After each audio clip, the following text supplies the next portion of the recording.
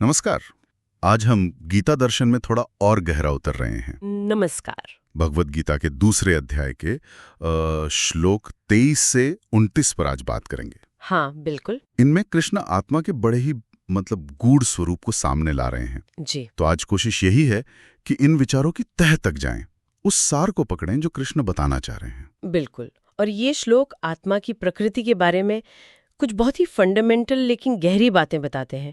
कृष्ण साफ कहते हैं इसे शस्त्र काट नहीं सकते, आग जला नहीं सकती, पानी गिला नहीं कर सकता और हवा सुखा नहीं सकती। ये श्लोक 23 है। हाँ। इसे कहा गया है अच्छेद्य, अदाह्य, अक्लेद्य और अशोष्य। मतलब जिसे काटा ना जा सके, जलाया ना जा सके, गीला ना किया जा सके, सुखाया ना जा सके। अच्छा। और आगे श्लोक 24 में ये नित्य है, सर्वव्यापक, अचल, स्थिर और सनातन है। ये सोचना ही विस्मयकारी है। पर यही एक आम सवाल उठता है ना। हाँ, कि अगर आत्मा ऐसी है, अविनाशी, अपरिवर्तनशील, तो फिर ये मैं कौन है जो सुख दुख महसूस करता है, जो हमें लगता है कि जन्म ले रहा है, मर रहा है? क्या हम इसी मैं को आत्मा समझ बैठते हैं? हाँ, बिल्कुल। ये सबसे बड़ा कंफ्यूजन होता है अक्सर। देखिए, यहाँ एक बहुत इंपॉर्टेंट पॉइंट ये है कि आत्मा कोई चीज नहीं है। अच्छा। कोई वस्तु नहीं है जिसे बाहरी तत्वों जैसे शस्त्र या आग प्रभावित कर सकें। आत्मा तो स्वयं अस्तित्व है, बीइंग। अस्तित्व। हाँ, अब आग या पानी भी तो उसी अस्तित्व के ही रूप है ना। तो वो अपने मूल स्रोत को यानी अस्तित्व को कैसे नष्ट कर सकते हैं? ये बात तो है। और हमारा ये जो मैं है, जिसे हम ईगो या अहंकार कहते हैं, वो इस असीम अस्तित्व के सागर पर बस एक लहर की तरह है। लहर की तरह, हाँ। बनती है, दिखती है और फिर उसी सागर में विलीन हो जाती है। क्षणिक है। कृष्ण जिस आत्मा की बात कर रहे हैं वो इस छोटे से मैं से एकदम परे हैं, अव्यक्त हैं। ये लहर और सागर वाला उदाहरण काफी हद तक इसे साफ करता है। लेकिन फिर सवाल वही जी कि अगर आत्मा इतनी पूर्ण है, अविनाशी है, तो फिर वो इस जन्म मरण के दिखने वाले चक्र में क्यों पड़ती है? ये शरीर क्यों धारण करती है?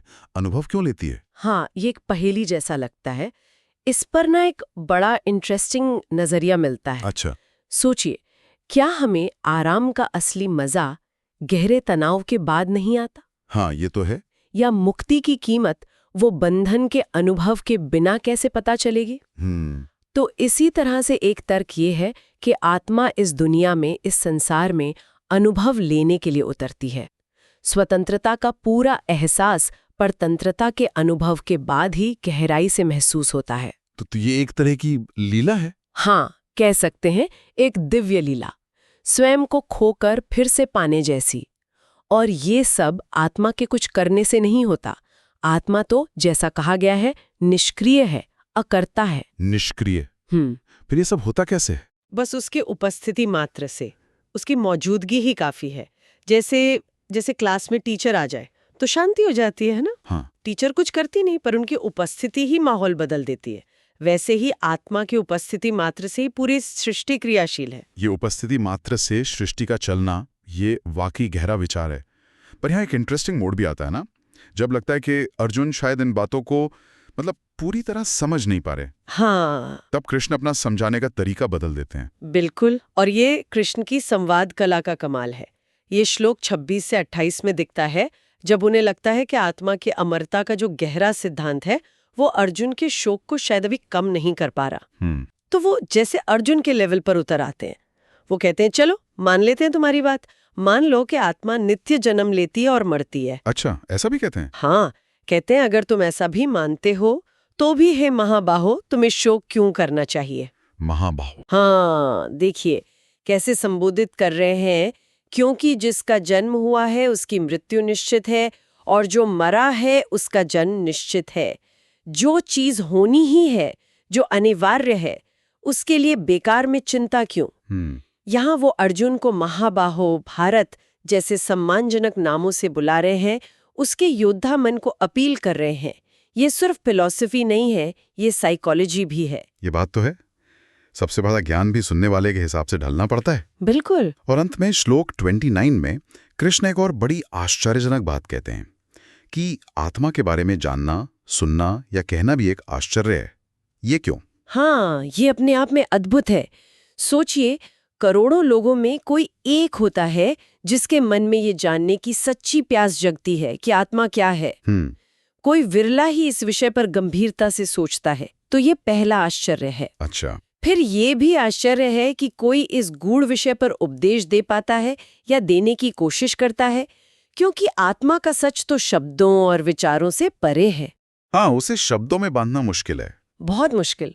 और शायद सबसे बड़ा आश्चर्य ये है कि कोई इसे सुनकर भी पूरी तरह जान नहीं पाता।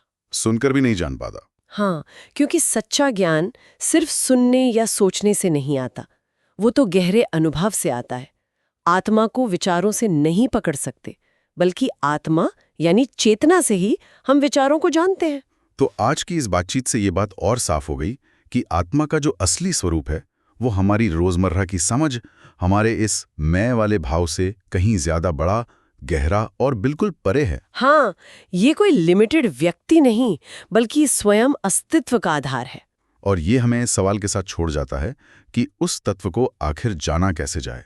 बिल्कुल, जो स्वयं जानने का आधार है, जो अस्तित्व का मूल है, पर हमारे मन, बुद्धि, शब्दों की पकड़ से बाहर है। अगर आत्मा अनुभव से ही जानी जा सकती है, शब्दों से नहीं, तो फिर ये जो हम बातें कर रहे हैं, जो शास्त्र हैं, इनका क्या रोल है? अनुभव की ओर